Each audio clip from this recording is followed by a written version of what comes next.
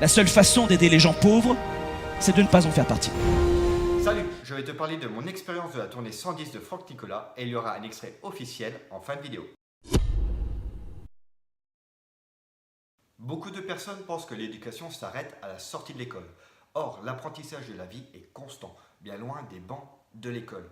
Si nous saurions tout dès le départ, la vie serait bien triste.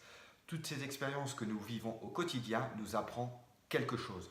Plutôt que de tomber dans la frustration d'une vie définie d'avance avec ses préjugés négatifs, pourquoi ne pas apprendre à partir des personnes qui nous aspirent, qui nous tirent vers le haut?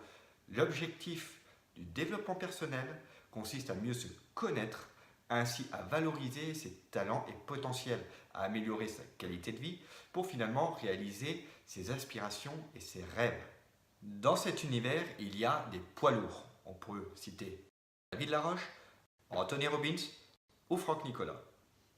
Franck Nicolas a percé dans le monde francophone à travers ses différents programmes de coaching et de sa tournée internationale 110%. Elle couvre 4 thèmes. Booster le leadership, triompher de ses peurs et de la négativité, se propulser dans la vie, cesser de subir le choix des autres, clarifier le cap, fixer des objectifs ambitieux. 3. Comprendre les finances, basculer de la peur de perdre par le besoin de développement. Et 4. Accélération de sa carrière en créant la différence. Mes attentes de cette tournée 110 se portaient plutôt sur la curiosité, d'un show à l'américaine et finalement d'un bol d'air frais dans mon auto-apprentissage. Lors de mon arrivée sur les lieux, je pouvais sentir un engouement général. Des groupes se formaient pour partager leur histoire et leur expérience à travers les différents programmes du coach. Une fois dans la salle, environ 4000 personnes attendaient fébrilement le début. L'ambiance montait petit à petit.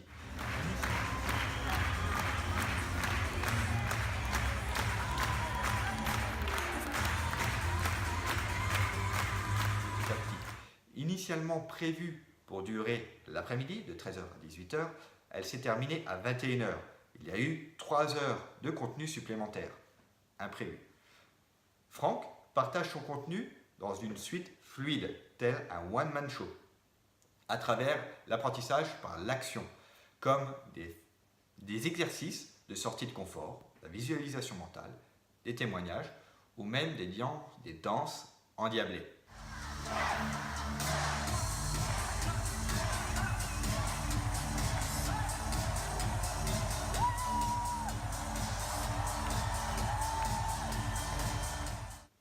Les nombreux conseils de Franck m'ont parlé, ce n'était pas l'inconnu. Mais j'en suis finalement ressorti avec une réponse à ce que je suis venu chercher. Le thème principal de tout cela, en fait, vivre sa vie à 110%, par l'engagement et rester concentré, vivre l'instant pleinement présent. Comme promis, Franck a partagé en direct quelques minutes de la tournée sur Facebook et YouTube. Je vous mets donc un extrait de ces 5 règles. Si vous désirez en savoir plus, le lien est dans la description de la vidéo. Today, it's my day. Et de quelle façon on peut lutter contre ce manque d'action? Eh bien, il y a un ennemi que vous devez supprimer de votre quotidien. C'est très facile à dire, mais ça va demander de l'entraînement. C'est le vagabondage de vos pensées. Le vagabondage de vos pensées. C'est-à-dire que nous passons trop de temps à penser en permanence. Qui est d'accord avec moi? Je vous donne un chiffre qui est assez incroyable. Lorsque vous prenez les transports en commun, vous passez 60% de votre temps à avoir des pensées dans tous les sens, à faire du vagabondage de pensées. 60% de votre temps dans les transports en commun, c'est des pensées. Et est-ce que les pensées de vagabondage sont majoritairement positives? Pardon? Exact. Ça veut dire que, sans y prêter garde, si vous ne faites pas attention à vos idées, vous passez 60% de votre temps dans les trajets, qui passent plus d'1 heure par jour dans les transports. Waouh! Vous imaginez? Dans une conversation avec quelqu'un, ça c'est dans les transports, tiens. Transport. ok? Dans une conversation avec quelqu'un, vous êtes en face à face, pas en groupe. En groupe, c'est pire, mais en face à face, la personne s'adresse à vous, eh bien, vous passez 30% de votre temps à avoir encore du vagabondage d'idées. Vous n'écoutez pas ce que cette personne dit. Sur le milieu du travail, 50% du temps que nous passons au travail, c'est du vagabondage de pensée. Et ce qui est très tabou, ce que je ne dirai jamais en direct, c'est que c'est l'un des principaux ennemis de notre bien-être au travail. C'est des fois pas le patron, c'est pas la machine à café, c'est pas les voisins, c'est pas l'industrie, c'est pas le contexte, c'est pas le local, c'est pas le mauvais ordinateur. C'est parce que vous passez 50% de votre temps à vous dire des vilaines choses à vous-même. Qui est d'accord que vous vous dites des choses à vous que vous n'oseriez même pas dire à votre pire ennemi?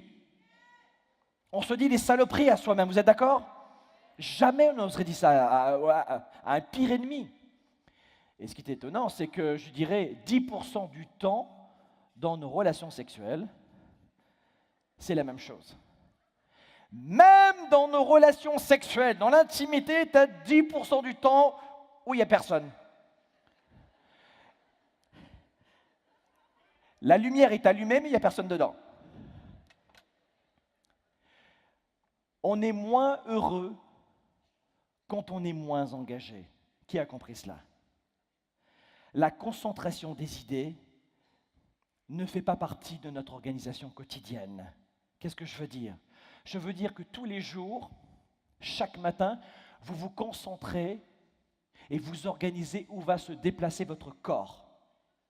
J'ai rendez-vous à 8h ici, je vais passer par là, je vais prendre la voiture. On organise notre corps. Qui me suit?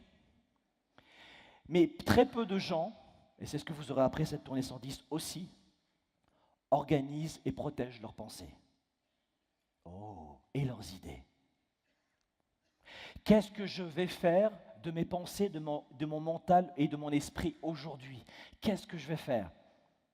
Quelles sont mes forces, mes atouts? C'est quoi les 3 points forts sur lesquels je vais travailler dans la journée?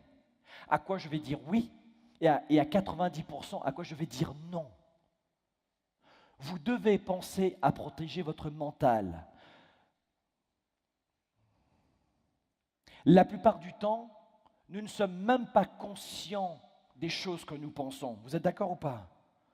Et quand vous savez que c'est négatif et que 95% des décisions que vous prenez, vous vous rappelez, on en a parlé tout à l'heure, sont inconscientes, ça vous donne un résultat où vous avez le sentiment de ne pas être heureux dans votre vie, ou même pire, de ne vraiment pas être heureux, pire, de ne pas avoir de chance. Rappelez-vous ce que je vous ai dit tout à l'heure, vous n'êtes pas vos pensées. La plupart des gens en enchaîne vont dire je manque de mérite, c'est le jugement, c'est l'incompétence, je n'ai pas le sentiment d'y arriver. Faites attention et on enchaîne à vos pensées et à ce vagabondage. Si vous avez compris, dites oui!